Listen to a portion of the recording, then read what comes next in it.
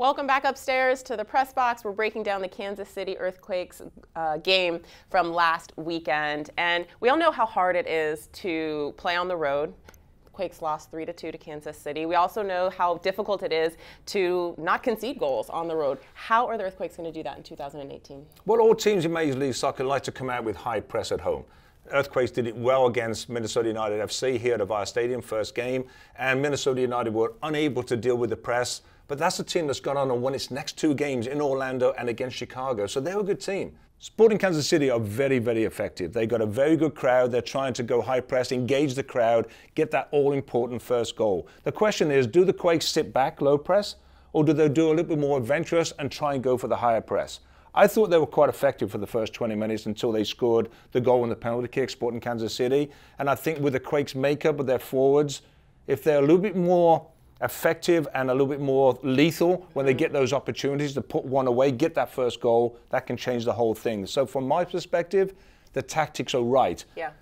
Be organized, be compact, get yourself in a good setup around the halfway line or just inside their half, be compact, and then look to pick them off, especially on the road early in the game. Yeah, I agree with you. I liked how, especially in the first 5-10 minutes, how compact the defense was from front to back, but also from side to side. But as you mentioned, after the 20-minute mark, things started to wear down a little bit. But I think that's a lot because Kansas City had so much of the possession. It's really hard to stay disciplined when you don't have the ball.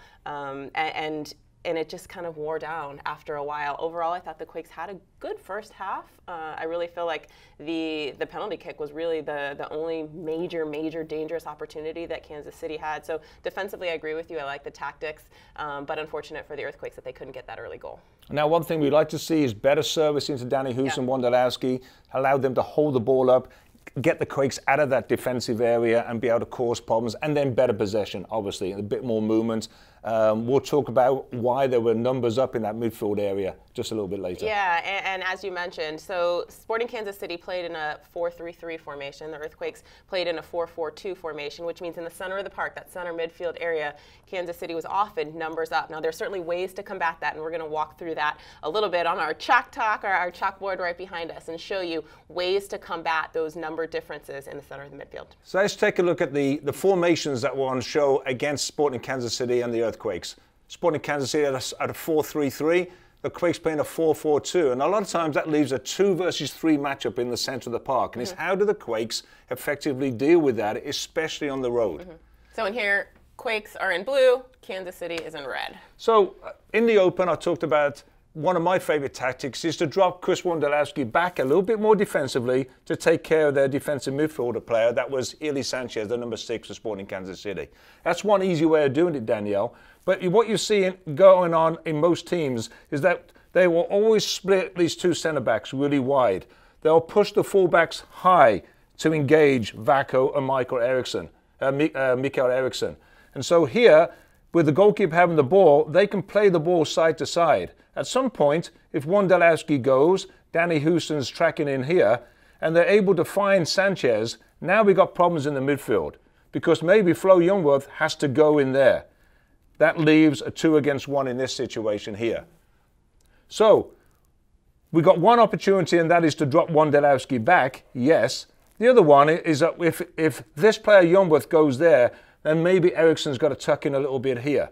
Or maybe if it goes the other side, Vako has to tuck in a little bit there. Now, I thought on the weekend, and it did contribute to the goal in the end, the most important goal, and that's the second one. I thought Eriksson did an especially good job of tracking in and helping out defensively. Not so much Vako on the other side. I think he needed to give a little bit more support to Shea Salinas and trying to help out defensively on that left-hand side. But this is quite easy to show in this scenario, but when the game's going in real time, and Sporting Kansas City are a good team that do this very effectively, and they move the ball around quickly. If you watch the game, there was a period of about 20 minutes after Sporting Kansas City scored their second goal where they dominated the game. And it was really with the Quakes' ineffectiveness to try and shut this down in the middle of the park, and they were outnumbered 2 against 3 a lot and allowed better possession. And it also didn't allow the Quakes to get a hold of the ball and have their own possession, which is very important on the road. So let's break down the goals that we saw on Saturday. Let's first start with the fact that Kansas City scored that first goal in the 24th minute. Really to me, helped kind of change the momentum. I thought it was a good goal. What did you think? Yeah, I thought it was a good goal. I thought it was really nice play by Shalloway. I thought nice slide pass into the feet of Russell. He's got a wonderful first touch. He's knocked it a little bit too far, but he's very brave. Tarbell comes. He has to come in that situation, I think. He got there just a little bit late, but it's very brave by Russell.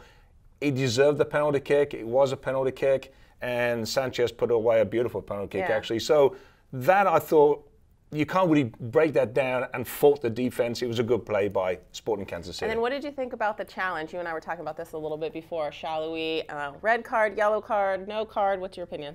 Yeah, I thought it was a dangerous challenge. Studs were up. If you look at the criteria, studs were up. He's in danger of an appointment. It was a reckless challenge. I thought there was a possibility of a red card. And that was, I think, 0-0 still. And just before that, Shalloway had a little kick at Nick Lima as well. That could have been a yellow card. I thought he was lucky to stay on the park.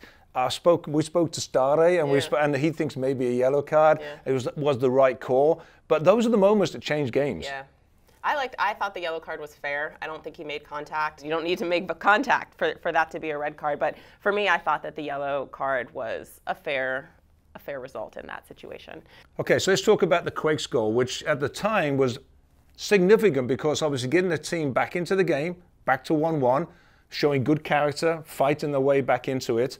For once, I thought it was very good hold-up play by Danny Houston. Great strength by Eriksson, and then they get it to Nick Lima. Yeah, and when Magnus Eriksson is holding the ball, at that point I was actually watching the television and screaming, change the point, change the point. For sure I was wrong, because he finds Nick Lima.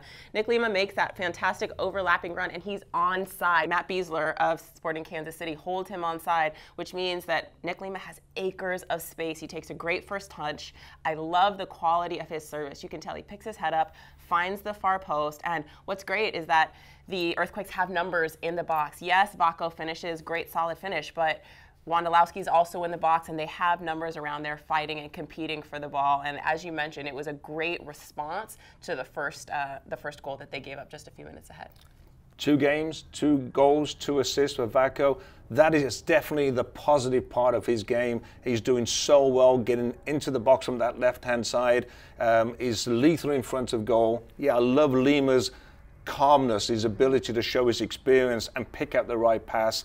And overall, a very good goal on the road at a critical time. So at 2-1, let's break this goal down by Kansas City.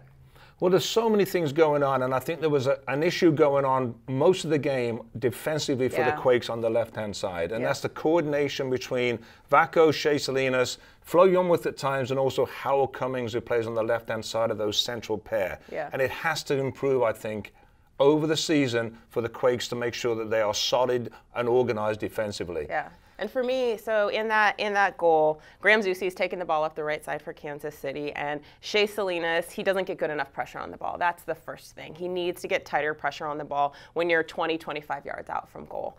Second thing, Graham Zusi cuts it inside. I'm not so upset with the fact that Shea Salinas forces him inside, because that's where he has help. But if he has help centrally, that second defender has to come. It can be Annabelle Godoy, it could be Flo, it can be Harold Cummings. I don't care who it is.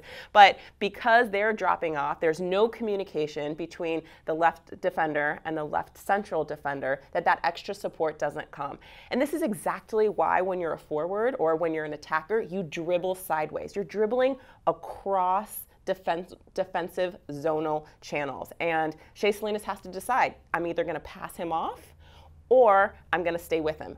I think he thinks he's passing him off. Nobody steps up to him, and I don't like that decision. In my opinion, to me, Shea Salinas needs to continue to stay with the man, because there is just because there's not very much distance to the goal, and at that point, somebody needs to step up and tackle when Graham Zusi takes that final touch. Looks like he's going to shoot. It's very obvious he's going to shoot, and nobody's close enough to make a difference. Yeah, absolutely. I think Shea has to take control of that situation. If he's going to pass him on, it's very difficult to do so when you're in that final third. He's got to make sure he stays with the man until it's definitely been passed on. There's not time. If you look at the play, it's a little angled run by Russell, takes Flo out of the game, and I think that they weren't communicating.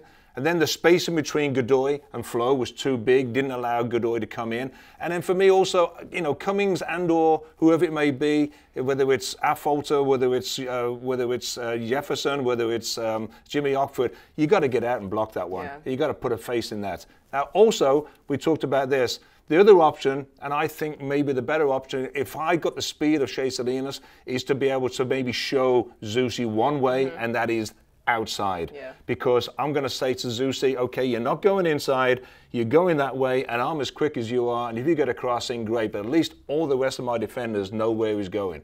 And so, two different thoughts on that one. Certainly if he's going inside, at some point, Shea needs better support and organization inside him. So to end on a positive note, we want to talk about Chris Wondolowski. Sporting Kansas City scored a third goal, another goal, a very good goal, but I love the grittiness, the perseverance, and the response by the Earthquakes to never give up. Chris Wondolowski scores a goal in stoppage time. What are your thoughts?